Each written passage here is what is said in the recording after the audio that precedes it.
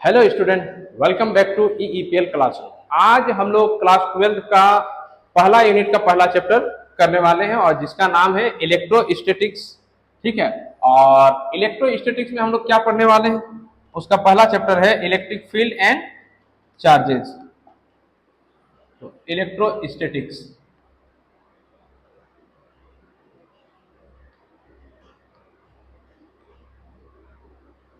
ये दो वर्ड से मिलकर बना है। इसको अगर हम तोड़ें तो इसमें दो वर्ड्स हैं, एक है इलेक्ट्रो और एक है स्टैटिक्स। इसमें क्या होता है, इलेक्ट्रो यानी कि चार्ज और स्टैटिक्स मतलब होता है स्टेशनरी।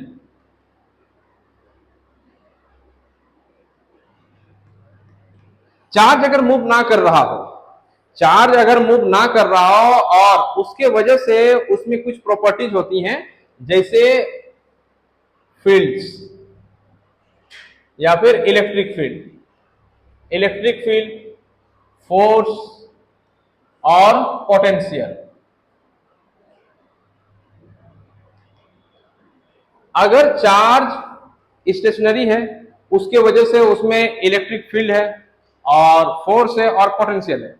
इन सब के बारे जब हम लोग स्टडी करते हैं, उस ब्रांच ऑफ फिजिक्स को हम लोग क्या कहते हैं, इलेक्ट्रोस्टैटिक्स। अब देखते हैं कि इलेक्ट्रोस्टैटिक्स में कितने चैप्टर हम लोगों को पढ़ने होंगे। तो पहला चैप्टर है हम लोग का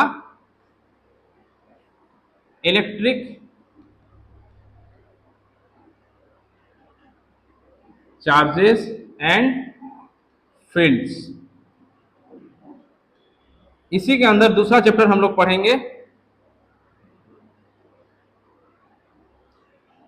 इलेक्ट्रोस्टैटिक पोटेंशियल एंड कैपेसिटर्स।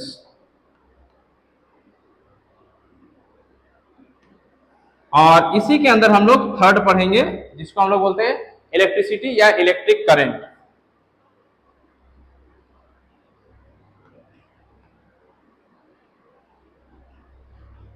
इन तीनों चैप्टर को मिला करके लगभग आपको 16 से 18 मार्क्स के क्वेश्चन आने वाले हैं आपके बोर्ड्स में। तो हम लोग एक एक करके तीनों चैप्टर को पढ़ेंगे और आपको क्लासेस सिलसिलेवार ढंग से मिलते जाएंगे। तो सबसे पहले हम लोग देखते हैं इलेक्ट्रिक चार्जेस एंड फील्ड्स। तो चैप्टर नेम है हम लोग का इलेक्ट्रिक चार्जेस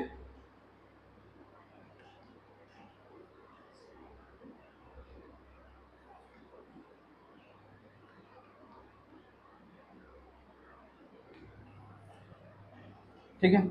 सबसे पहले हमको जानना है कि ये चार्ज क्या होते हैं। अगर आपने देखा होगा कभी कि आपने जब सूखे बालों पे जब पेन रगड़ते हैं और छोटे छोटे कागज के टुकड़े को के सामने जब हम लोग ले जाते हैं, तो वो पेन वो छोटे छोटे कागज को अपनी ओर अट्रैक्ट करता है। ठीक है, तो वो प्रॉपर्टी है ड्यू टू चार्ज। ठीक है, या फिर दो बैलून को रगड़ दें आपस में, ठीक है, और फिर बैलून को रगड़ देंगे, फिर दूसरे बैलून को भी रगड़ेंगे, तो वो एक दूसरे को रिपेल करेंगे या फिर अट्रैक्ट करेंगे, इस तरह का सीन हो जाता है।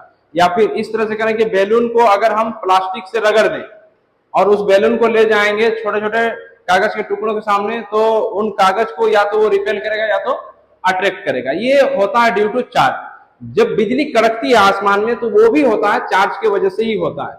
तो ये बहुत सारा चीज आप लोग चार्ज से रिलेटेड चीज देख चुके हैं। तो इसका हिस्ट्री थोड़ा सा देख लेते हैं। तो ग्रीस कंट्री में एक जगह है मिलेटस। ठीक है, मिलेटस में ही एक व्यक्ति है थेल्स, और ये बात है 600 बीसी।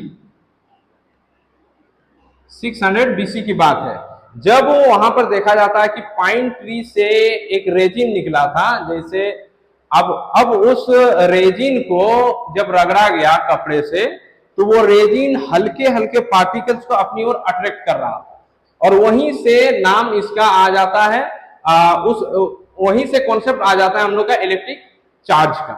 तो उस समय जब वो रेजिन जो था, ये रेजिन को जब रगड़ा गया और वो जब हल्के हल्के चीजों को अपनी ओर अट्रैक्ट कर रहा था, ठीक है, तो उसी समय इसको नाम दिया गया था एम्बर। और यहीं से फिर आगे ये जो किसी हल्के पार्टिकल्स को अपनी ओर अट्रैक्ट कर रहा था, उस प्रॉपर्टी को नाम दिया गया था इलेक्ट्रॉन, जो आज का क्या है, चार्ज है। पहले इसको इलेक्ट्रॉन बोला गया था जब इलेक्ट्रॉन की खोज नहीं हुई थी तब। तो ये था हम लोग का चार्ज से रिलेटेड कुछ हिस्ट्री। तो अब हम लोग देखते हैं कि मतलब चार्ज को कैसे डिफाइन करें। व्हाट इज चार्ज, चार्ज को कैसे डिफाइन किया जाए। अगर चार्ज को डिफाइन करने की बारी आती है तो देखा जाए कि दुनिया में जितनी भी चीजें बनी है, जो भी चीज है, जो भी सब्सटेंस है, वो एटम से ही बना हुआ है और हर एटम के अंदर इलेक्ट्रॉन्स और प्रोटॉन्स रहते हैं। चार्ज इन्हीं दो सब एटॉमिक पार्टिकल के गुण हैं, यानी प्रोटॉन और इलेक्ट्रॉन के पास ही चार्ज पाए जाते हैं। और ये चार्ज क्या है, एक फंडामेंटल प्रॉपर्टी है। ये फंडामेंटल प्रॉपर्टी कहने का मतलब ये है कि अगर ये है तो है, क्यों है, कहां से आया, इसका मतलब सवाल ही नहीं उठता है कि ये क्वेश्चन किया जाए। तो फंडामेंटल बोलने का मतलब ये है तो है। तो ये फंडामेंटल प्रॉपर्टी है किसका, सब एटॉमिक पार्टिकल का।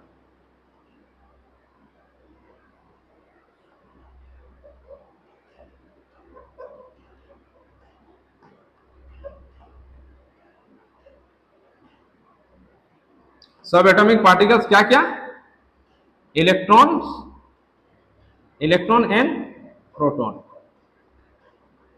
तो इलेक्ट्रॉन और प्रोटॉन के ये क्या है, चार्ज, फंडामेंटल प्रॉपर्टी। अब इसी चार्ज के वजह से जब ये स्टेशनरी रहता है तो हम लोग को इलेक्ट्रिक फील्ड पढ़ने को मिलेगा या फिर देखने को मिलेगा। और अगर जब ये मूव करेगा, जब वो करंट बनाएगा, उस समय हमको देखने को मिलेगा मैग्नेटिक फील्ड। तो यही चार्ज है जो फंडामेंटल प्रॉपर्टी है सब एटॉमिक पार्टिकल्स का, और इसी चार्ज के वजह से प्रोड्यूस होता है इलेक्ट्रिक फील्ड और मैग्नेटिक फील्ड। अगर हम बात करें कि किसी भी ऑब्जेक्ट को कैसे चार्ज किया जाए, ठीक ना, तो मेथड ऑफ चार्जिंग,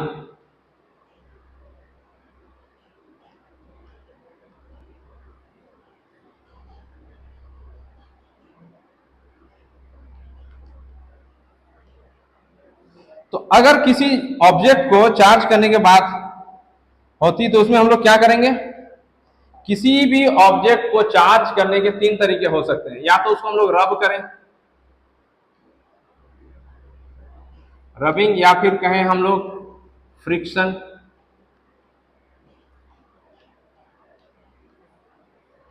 अगला क्या हो जाएगा, कंडक्शन। और तीसरा हो जाएगा हम लोग का इंडक्शन। इससे पहले हम लोग बात कर लेते हैं कि जो हमने अभी चार्ज पढ़ा है, ये जो चार्ज है, चार्ज के दो बातें याद रखना है कि चार्ज जो है इसका यूनिट होता है कूलम, कैपिटल सी से रिप्रेजेंट करते हैं। और आपके लिए ये क्वेश्चन है कि इसका डायमेंशनल फॉर्मूला बताना है कि इसका डायमेंशनल फॉर्मूला क्या होगा। याद रखें, ये 11th क्लास में आपने पढ़ा होगा फंडामेंटल फिजिकल क्वांटिटी।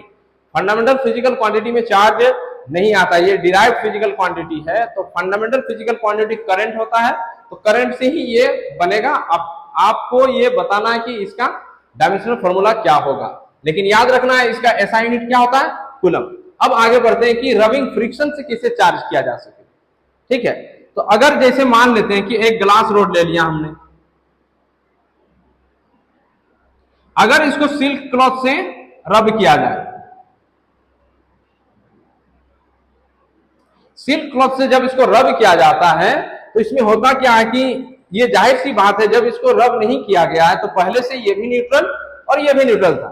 न्यूट्रल बोलने का मतलब ये है कि नंबर ऑफ प्रोटॉन्स जितना है इसमें उतना ही, उसी के बराबर क्या है, नंबर ऑफ इलेक्ट्रॉन्स है। इसमें जितने नंबर ऑफ प्रोटॉन्स है उतने ही नंबर में इसमें क्या है, इलेक्ट्रॉन्स है। जब आपस में इनको रगड़ा जाएगा तो एक ऑब्जेक्ट से दूसरे ऑब्जेक्ट में इलेक्ट्रॉन ट्रांसफर होगा।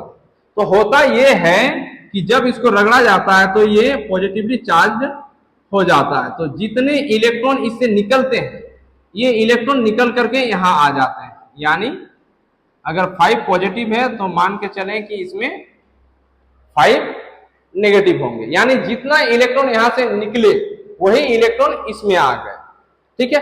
अगेन अगर हम दूसरा अगर एक ले लें प्लास्टिक रॉड, ये ग्लास रॉड था और ये हम लोग का है एक प्लास्टिक रॉड।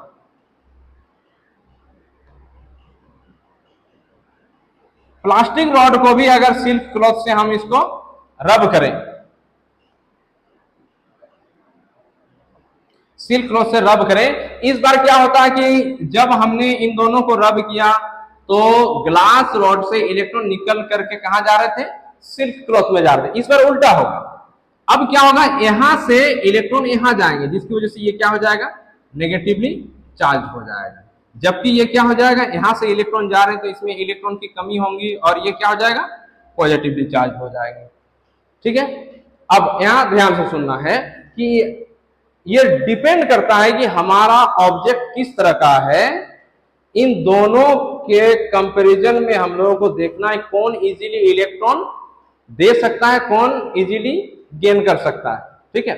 तो इन दोनों को जब रब किया गया तो यहां से इलेक्ट्रॉन का निकलना आसान था, इसीलिए यहां से इलेक्ट्रॉन निकल जाते हैं। जब इन दोनों को रब किया गया तो यहां से इलेक्ट्रॉन निकलना आसान था और इसका इलेक्ट्रॉन गेन करना आसान था, इसीलिए इलेक्ट्रॉन निकल करके यहां आ गए। अब क्या करना है आगे, आगे जब इनको हम इन दोनों रॉड को धागा से अगर बांध दें तो दोनों एक दूसरे की ओर नजदीक आ जाते हैं, जो ये बताता है कि अपोजिट चार्ज एक दूसरे की ओर अट्रैक्ट होते हैं। ठीक है। सिमिलरली जब इन दोनों सिल्क क्लॉथ को भी जब सामने रखेंगे तो ये सिल्क क्लॉथ भी एक दूसरे को क्या करेंगे, अट्रैक्ट करेंगे। अब इस नेगेटिव वाले सिल्क क्लॉथ को इस नेगेटिव वाले प्लास्टिक रॉड की ओर सामने ले जाएंगे तो ये एक दूसरे को रिपेल करेंगे। ठीक है। तो ये था हम लोग का बाय रबिंग। तो फ्रिक्शन के वजह से इलेक्ट्रॉन एक जगह से दूसरे जगह पे क्या हो जाते हैं, ट्रांसफर हो जाते हैं, या फिर ये कहें कि फ्रिक्शन के वजह से जो हीट एनर्जी प्रोड्यूस होता है वो हीट एनर्जी इलेक्ट्रॉन को एक जगह से दूसरी जगह ट्रांसफर कर देता है, उसको निकलने के लिए इनफ एनर्जी मिल जाता है, इसीलिए वो एक जगह से दूसरी जगह निकल के चला जाता है, जिसको हम लोग पढ़ेंगे आगे भी, जिसको हम लोग बोलते हैं थर्मो आयोनिक एमिशन भी कहते हैं, तो हम लोग पढ़ेंगे आगे। अब आ जाता है कंडक्शन। अगर मान ले ये था हम लोग का रबिंग वाला, अब कंडक्शन वाला में क्या होता है कि मान ले आपके पास एक ऑब्जेक्ट है जो न्यूट्रल है, एक ऑब्जेक्ट है आपके पास और न्यूट्रल है, और आपके पास अब एक चार्ज रॉड है। ठीक है। एक आपके पास चार्ज रॉड है, जैसे मान लेते हैं ये ग्लास का है या फिर किसी भी चीज का,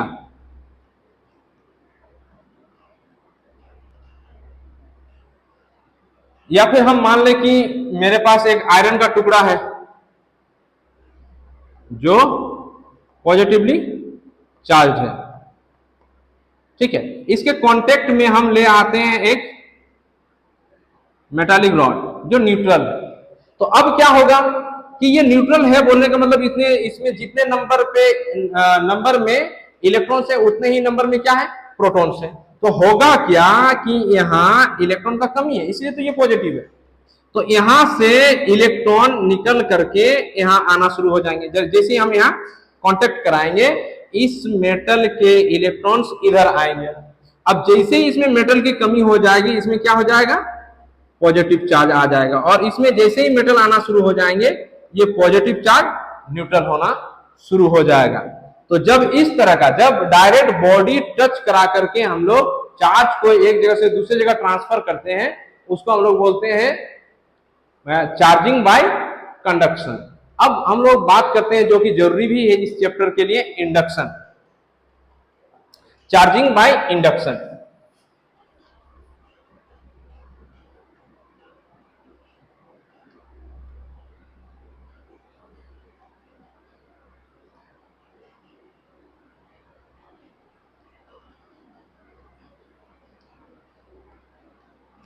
चार्जिंग बाय इंडक्शन में क्या होता है कि जैसे मान लें कि हमारे पास दो बॉल है जो एक दूसरे के कांटेक्ट में, और एक तीसरा बॉल है जो चार्ज है, ये मान लेते हैं कि पॉजिटिवली चार्ज। ठीक है। इस तरह। तो जब इसको इसके करीब ले जाएंगे, इसको जैसे ही इसके करीब ले जाएंगे तो ध्यान रहे कि ये न्यूट्रल है, बोलने का मतलब ये है कि इसमें जितने इलेक्ट्रॉन्स हैं नंबर्स में उतने ही प्रोटॉन्स हैं। तो जैसे ही इस पॉजिटिव चीज को ले जाएंगे, इन दोनों ऑब्जेक्ट में जो इलेक्ट्रॉन है, इलेक्ट्रॉन का कंसंट्रेशन इस ओर हो जाएगा, क्योंकि इसके सामने एक पॉजिटिवली चार्ज ऑब्जेक्ट रखा गया जो इलेक्ट्रॉन को अपनी ओर अट्रैक्ट करेगा। तो क्या हो जाएगा, इसको हम टच भी नहीं कराएंगे, बस इसको सामने ले जाएंगे, जिससे क्या हो जाएगा, दोनों ऑब्जेक्ट में जो इलेक्ट्रॉन है वो इलेक्ट्रॉन, सारे इलेक्ट्रॉन इस ओर आ जाएंगे। अब इलेक्ट्रॉन का कंसंट्रेशन इधर बढ़ गया है, तो जाहिर सी बात है इधर इलेक्ट्रॉन का कंसंट्रेशन घट गया है, जिसकी वजह से इधर पार्शियली पॉजिटिव चार्ज आ जाएगा जबकि इधर पार्शियली नेगेटिव चार्ज आ जाएगा। अब हमें क्या करना है, इन दोनों को सेपरेट करना है। इन दोनों को जैसे ही आप सेपरेट करेंगे क्या हो जाएगा, इसमें पॉजिटिव चार्ज आ जाएगा और इसमें नेगेटिव चार्ज आ जाएगा। तो इस तरह से इन दोनों बॉल्स को जो चार्ज किया गया, ये कहलाता है चार्जिंग बाय इंडक्शन।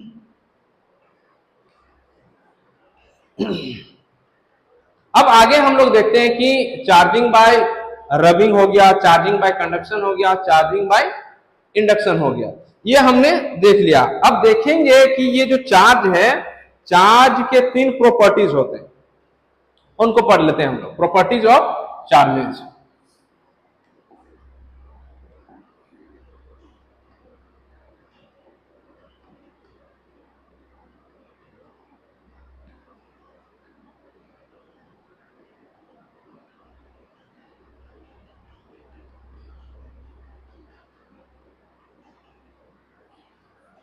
प्रॉपर्टीज के 3 मतलब प्रॉपर्टीज ऑफ चार्ज कितने हैं, 3। पहला क्या हो जाएगा, एडिटिविटी।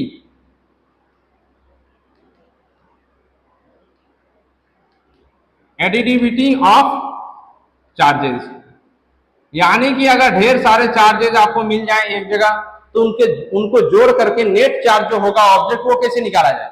तो इसको क्या हो जाएगा कि अगर किसी जगह पर ढेर सारे चार्ज हैं और उस काम को नेट चार्ज निकालना है, तो हम क्या करेंगे, सिंपली उनको एल्जेब्रिक मेथड से उसको ऐड कर देंगे। जैसे मान लें कि ये कोई ऑब्जेक्ट है, इसमें हम चार्ज डाल दिए 1 कूलम, इसमें चार्ज डाल दिए हम -2 कूलम, फिर चार्ज डाल दिए हम लोग 5 कूलम, फिर चार्ज डाल दिए हम लोग -3 कूलम। तो अगर इसका नेट चार्ज निकालना है हमको, नेट चार्ज, तो नेट चार्ज में सिंपली हमको ऐड करना है सबको। तो पहले क्या हो गया, -2 + 1 5 -3। जब इनको जोड़ तोड़ करके, इसको क्या बोलते हैं, सिंपली मतलब अलजेब्रिक एडिशन बोलते हैं। ऐसा नहीं वेक्टर की तरह ऐड नहीं करना है इसको, वेक्टर एडिशन अलग होता है। तो यहाँ सिंपली हम लोग अलजेब्रिक एडिशन करेंगे या फिर सब्ट्रैक्शन करेंगे। तो यहाँ हमको क्या देखने को मिलता है, ये -2 -3 -5 और ये इन दोनों को जोड़े 6, तो ये आ गया हम लोग का 1 कूलम। ठीक है, तो ये होता है एडिटिविटी ऑफ चार्जेस। अगला अगर हम लोग देखें तो हम लोग का है कंजर्वेशन ऑफ चार्जेस।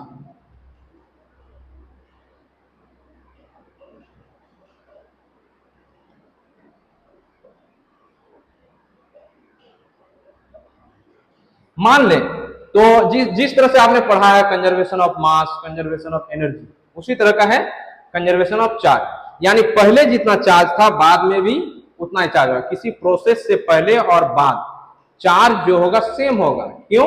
क्योंकि चार्ज को ना तो हम लोग डिस्ट्रॉय कर सकते हैं ना ही क्रिएट कर सकते हैं, वही वाला सीन हो जाता है। ठीक है, तो होता कैसे ही है, जैसे मान लें कि कोई एक ऑब्जेक्ट है, इसको हैमरिंग कर दिया, हम हथौड़ा मार दिए,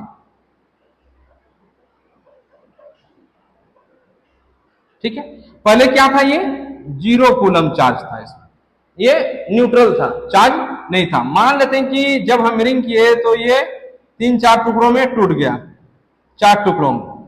अगर आपसे पूछा जाए कि इसमें 1 कूलम है, इसमें 2 कूलम है, ठीक है, इसमें -2 कूलम है, तो बताइए कि इसमें कितना चार्ज होगा, तो ये बताना है। तो इसके लिए हम लोग क्या लगाएंगे, कंजर्वेशन ऑफ चार्ज, यानी पहले जितना था बाद में भी उतना ही होगा। तो पहले कितना था 0, बाद में कितना आया 1, ये रहा 2 और ये रहा -2 और ये रहा x।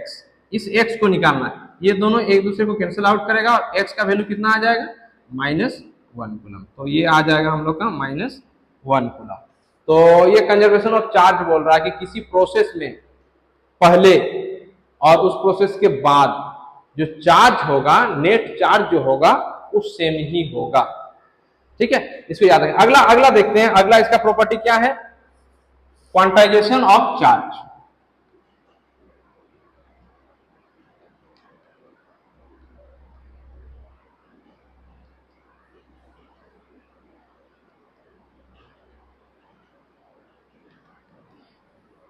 हम लोगों को पता है कि चार्ज जो बना है वो इलेक्ट्रॉन से बना है और प्रोटॉन से बना है। अगर मान लेते हैं कोई पॉजिटिव चार्ज है, मान लेते हैं कि कोई भी 2 प्रोटॉन से बना है कोई चार्ज, तो क्या ऐसा संभव है कि दुनिया का कोई चार्ज 2.5 प्रोटॉन से बने?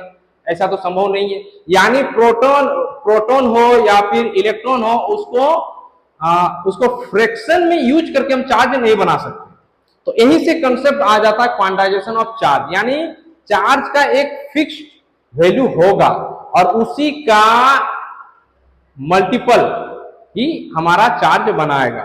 तो क्वांटाइजेशन ऑफ चार्ज कहता है कि दुनिया का कोई भी चार्ज, अगर मान ले चार्ज को हम रिप्रेजेंट कर रहे हैं Q से, तो दुनिया का कोई भी चार्ज जो बनता है वो इंटीजर यानी E का मल्टीपल इंटीग्रल ऑफ E होता है, इलेक्ट्रॉनिक चार्ज यानी Ne होता है। इसको समझे कैसे?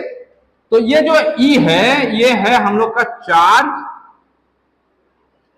इलेक्ट्रॉनिक चार्ज कहते हैं इसको। इलेक्ट्रॉनिक चार्ज बोलने का मतलब एक इलेक्ट्रॉन या प्रोटॉन में पाया जाने वाला चार्ज, इलेक्ट्रॉनिक चार्ज। इसका वैल्यू होता है 1.6 इंटू 10⁻⁻19 कूलम। तो जब भी कोई चार्ज बन रहा है तो इंटीजर नंबर ऑफ प्रोटॉन्स और इलेक्ट्रॉन लेकर के ही वो चार्ज बना है। वही बात यहां पर कहा जा रहा है कि दुनिया का कोई भी चार्ज जो बना है वो क्या है, multiple integral of electronic charge है। और ये n क्या है, n इंटीजर है। यानी हमारे पास कोई चार्ज है, मान लेते Q1 चार्ज है, तो ये मान लेते 100 टाइम्स E हो सकता है, लेकिन ये 100/3E नहीं हो सकता है। या फिर हम कहें कि 100.1E नहीं हो सकता। यानी जब भी चार्ज बन रहा है वो पूरा इलेक्ट्रॉन को यूज करेगा या फिर प्रोटॉन को यूज करेगा, उसका फैक्टर को, उसका फ्रैक्शन को यूज करके चार्ज नहीं बनाए। इसीलिए बोला जाता है क्वांटाइजेशन ऑफ चार्ज में कि दुनिया में पाए जाने वाले सभी चार्ज मल्टीपल इंटीग्रल होते हैं। किसका? इलेक्ट्रॉनिक चार्ज का। इलेक्ट्रॉनिक चार्ज क्या होता है? एक इलेक्ट्रॉन या प्रोटॉन में पाया जाने वाला चार्ज। इलेक्ट्रॉन के लिए क्या लिखेंगे? -1.6 इंटू 10⁻⁻19, जबकि प्रोटॉन के लिए क्या लिखेंगे? +1.6 इंटू 10⁻⁻19। इसके साथ साथ आगे हम लोग पढ़ेंगे कि ये भी एक तरह का प्रॉपर्टी है कि जब सेम लाइक चार्ज एक दूसरे को क्या करेंगे? रिपेल करेंगे, जबकि अपोजिट चार्ज एक दूसरे को अट्रैक्ट करेंगे। और जब भी रिपल्सन और अट्रैक्शन की बात होगी वहां पर फोर्स का कॉन्सेप्ट आएगा। तो हम लोग देखेंगे कि दो चार्ज के बीच जो फोर्स लगता है वो किस तरह काम करता है और इसके लिए कौन सा फॉर्मूला या फिर कौन सा लॉ काम करेगा, वो हम लोग देखने वाले हैं।